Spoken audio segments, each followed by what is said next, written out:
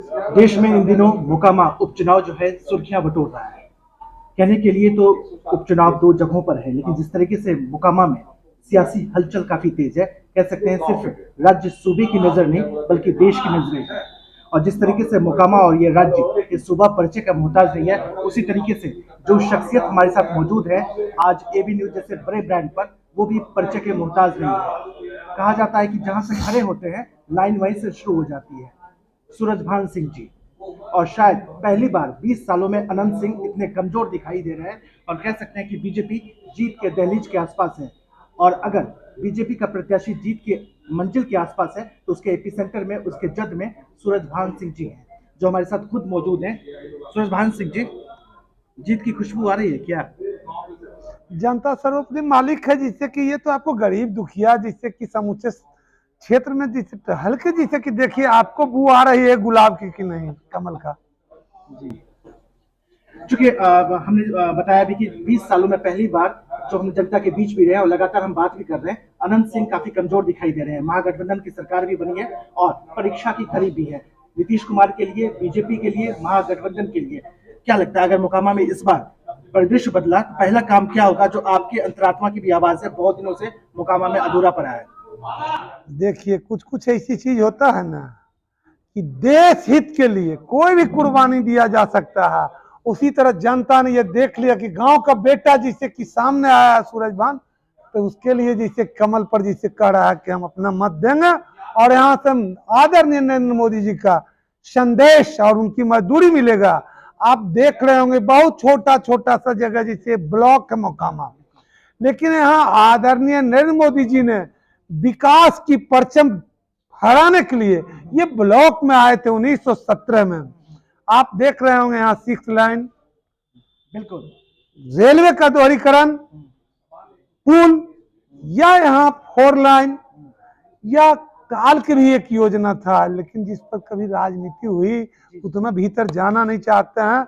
उनकी मनसा में था और मेरी सोच था कि इसलिए 2015 में कहे, यहाँ से माननीय सांसद बीना देवी जी थे, जिन सब के साथ जाके मैंने बैठ के दोनों बार पार्लियामेंट में उनके चेंबर में बैठ के इस चीज को उनको कहा गया।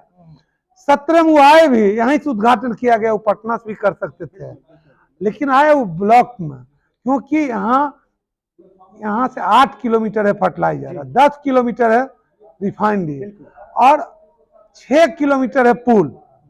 पुल भी बनाए 6 किलोमीटर पर, दो पुल, पहले एक राजेंद्र पुल था, 3 पुल हो गया, जिसमें रेलवे का 2 पुल हो गया और एक 6 लाइन पुल हो गया। रोड का भी अब कहीं 8 लाइन कर दीजिए, 6 लाइन उस पर, डबल लाइन इस पर। और विस्तारी का काम चल रहा था रिफाइनरी, 30,000 करोड़ रुपया दिया गया। कारखाना फर्टिलाइजर बंद पड़ा था, उन्होंने जैसे उसका उसको विकास में आदरणीय स्वर्गीय रामविलास पासवान जी ने, केमिकल मंत्री थे, फर्टिलाइजर, और हम वहां से एमपी थे। मैंने इस चीज को सैंक्शन उनसे करवाया। वह साल था, वो दिन था, वो तारीख था, मुझे यहां तक याद है। उसे 30 अक्टूबर 2008 कहा जाता है।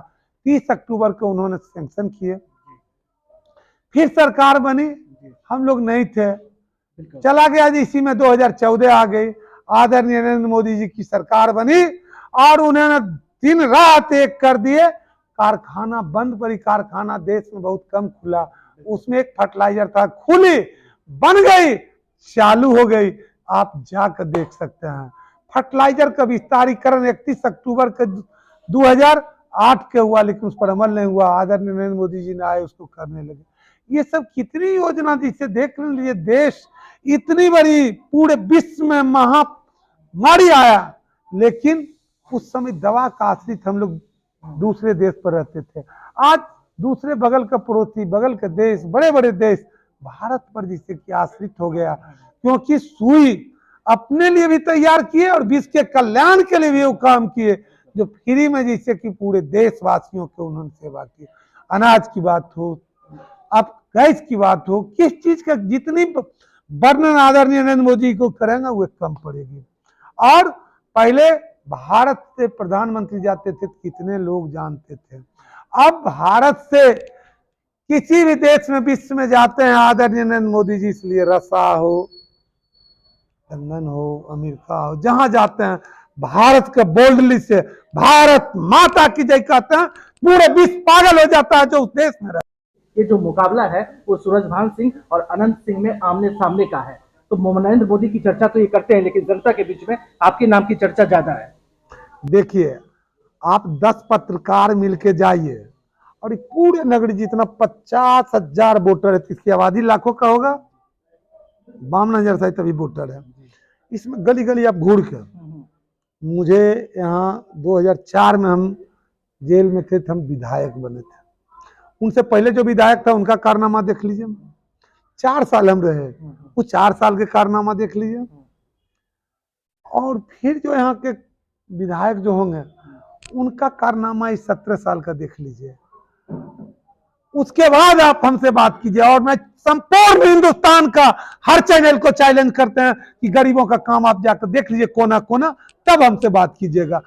हर काम की, ये काम कौन किया, ये काम कौन किया, ये काम कौन, किसी भी जाति धर्म में। बिल्कुल, सूरजभान सिंह जी इसलिए भी इम्पोर्टेंट है कि फ्लैशबैक में ले चलते हैं। 2022 चल रहा है तो 1995 में लिए चलते हैं। बीजेपी का कैंडिडेट 1995 में था, उसके बाद 2022 में 27 सालों के बाद बीजेपी ने कैंडिडेट दिया।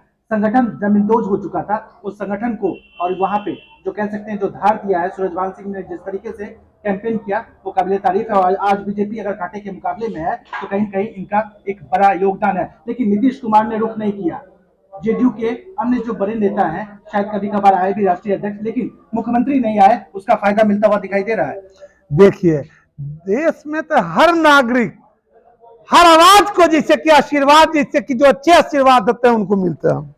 नीतीश कुमार जी नहीं आए, कुछ तो कह दीजिए। देखिए, नीतीश जी पक्ष विपक्ष अगर होता है ये तो हम नहीं जानते हैं कि क्यों नहीं आए, कौन नहीं गए। हम तो अपना काम में लगे हुए हैं, धुन में लगे हुए हैं। और इतना कह देते, ये जरूर कहेंगे कि यहाँ से कोई भी सांसद और कोई भी विधायक हुए वे बीजेपी की आशीर्वाद से हुए। और जो भी यहाँ पर रहे हैं विधायक या मंत्री, या जिससे कि जो वर्तमान में वे, जिससे कि सब आदरणीय कमल फूल से ही हुए, ये हम कहना चाहते हैं। छठ की शुभकामनाएं दे दीजिए तमाम। और हम पहले भी दे चुके हैं। ये महापर्व है, ये पर्व महापर्व 30, 31, 29 रहा। 29 को खरना, 28 को नहाय खाए, 30 को पहली अरग, 31 कल। और ये महाकुंभ पर्व वे है, उसकी संदेश 3 तारीख को सभी गार्जियन से भी आए हैं, वो अपना जलपान प्रसाद खाएं, उसके बाद अपना आशीर्वाद दे के कमल पर जाए, यही मेरा अनुरोध। चलते चलते बहुत छोटा सा सवाल, जो नतीजे आएंगे उसके बाद महागठबंधन सरकार स्थिर रहेगी? देखिए, ये तो बड़ी लीडर की बात है, ये देश पैमाने की बात है। अभी जहां है वहां बात कीजिए। जनता ने मन बना लिया कि पूरे देश में मुझे क्या करना है। आप जब तक खड़े हुए हैं तो हलचल सी आ जाती है, इस बार भी आप खड़े हुए हैं तो कुछ ना कुछ सियासी हलचल। देखिए, सियासी हलचल नहीं है, ये समूचा सभी गरीब भाइयों, हर जाति धर्म के लोगों का मुझे आशीर्वाद है, उनका हलचल है, मेरा हलचल कुछ नहीं है।